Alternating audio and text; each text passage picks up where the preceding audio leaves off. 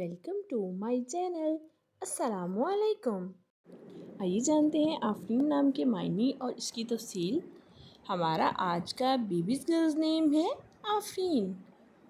आफरीन के इंग्लिश में स्पेल्स है AFREEN आफरीन। ये एक इस्लामिक नेम है और लड़कियों के लिए रखा जाता है ये नाम आफरीन।